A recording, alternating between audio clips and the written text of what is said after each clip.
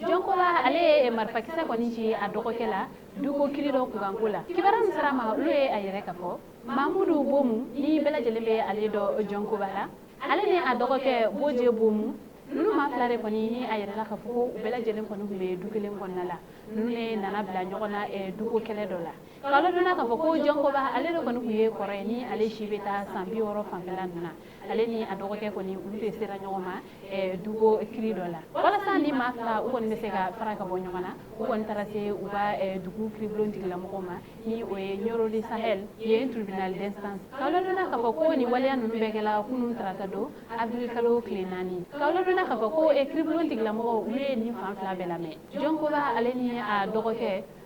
boje bomu o bara nunu ko fe kiriblon tigla moko ulu ko ni ayere ka foko nunu ko ni ka bara ko akunjali ko o ko ni meta bla kola ni o ko ni make jonko ba ale ko ni fela koy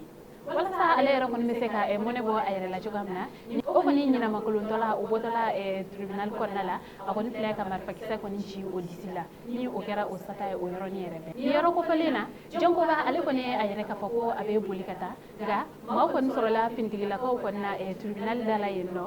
katega da akan soni akata ambe wati minegusa jongo ba ale kon be brigade territoriale de la gendarmerie nyoro di sahel la